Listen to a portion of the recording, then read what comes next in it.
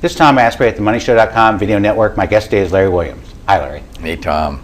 Hey, you've been doing seasonal analysis for longer than most of us have been trading. Wrote the first book about it, first book ever on the seasonality in stock and commodity prices way back in 1973, and now it's every place. Everyone's into seasonals. So I might not be the best with it, but I've used it the longest, so I have a little insight into it. Yeah, I imagine I'm anxious to gain that insight. So you see some things going on, so some applications of seasonal analysis that you think some traders should be aware of the pitfalls and what some of these other people are applying seasonal analysis, what they're doing wrong. Well, I think the big thing is not mechanical. A seasonal pattern is suggestive. It's not mandatory it's going to happen. It suggests we might get a rally at that point, and they change. Right now, the big topic is sell in May and walk away.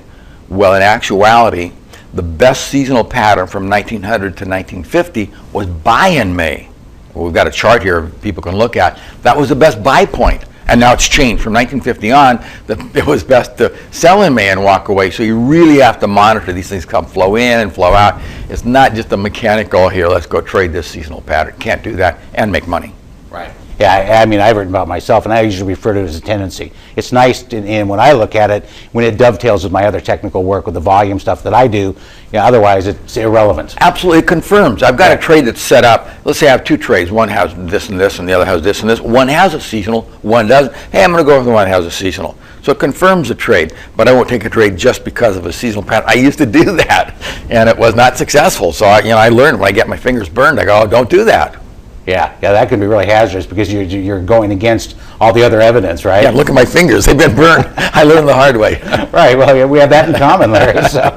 So you've seen a lot of technology changes and changes in the industry. Are there a couple of ones that you think are really good or really bad that make it more difficult for traders? Well, I think the big thing traders are missing on right now, and it's on a very short-term basis, is most are still stuck in the time frame charts. And we're treating the markets basically 24 hours a day now, so you have somebody using a 5-minute bar chart or a 15-minute bar chart, using a 15-minute time period when the market was inactive and trying to get a trend when the market is active with the same time frame.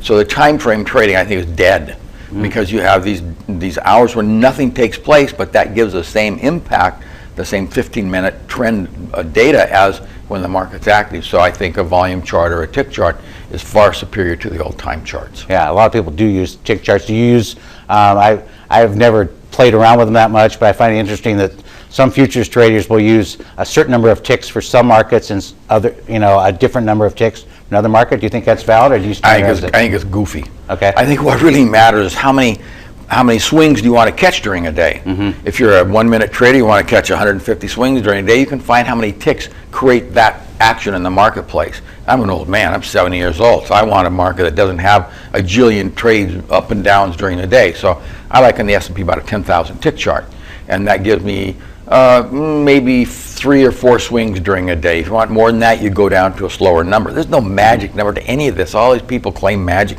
There's no magic number to anything in the market. From my experience of 50 years trading, you want to see what fits your trading personality.